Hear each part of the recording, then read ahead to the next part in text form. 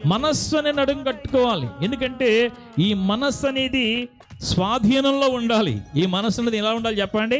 స్వాధీనంలో ఉండాలి. Mind absent, body present లాగా ఉండకూడదు. దేవుని వాక్యం చదివేటప్పుడైనా వినేటప్పుడైనా నీ మనసంతా కూడా ఏకాగ్రతగా ఉండాలి. ప్రార్థన చేసేటప్పుడు ఏకాగ్రతగా ఉండాలి. నీ మనస్సు అనే నడుమును నువ్వు కట్టుకుని ఉండాలి. దేవునికి మహిమ కలుగునుగాక.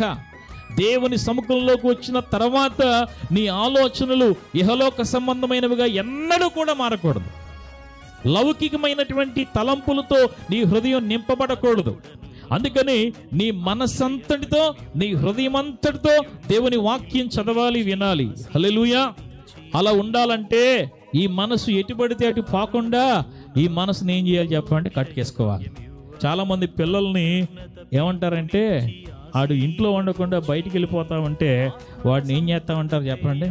మరి నీ కాళ్ళు చేతులు ఏం చేస్తానో కట్టేస్తానో, మాట్లాడుతూ నువ్వు ఎక్కడికి వెళ్ళిపోతున్నావు? బయటికి వెళ్ళిపోతున్నావు. వాడి కాళ్ళు చేతులు కట్టడం కాదు, ముందు మన మనస్సు కాళ్ళు చేతులు మనం ఏం చేసుకోవాలంట? కట్టేసుకోవాలంట. ఎందుకంటే ఈ మనసు మాట్లాడితే ఎక్కడికి వెళ్ళిపోతూ ఉంటుంది? మనసు మనం ఎక్కడ ఉంటాం కానీ మనసు ఎక్కడికి వెళ్ళిపోతూ ఉంటుంది చెప్పండి? బయటికి వెళ్ళిపోతూ ఉంటుంది. ఈ మనసు ఎటుబడితే అటు ప్రయాణం చేస్తూ ఉంటుంది. అందుకనే సొలొమోను గారు ఏమన్నాడంటే, ఒక పట్టణాన్ని స్వాధీనపరుచుకునేవాడు కంటే తన మనసును స్వాధీనపరుచుకునేవాడు శ్రేష్ఠుడు. హల్లెలూయా.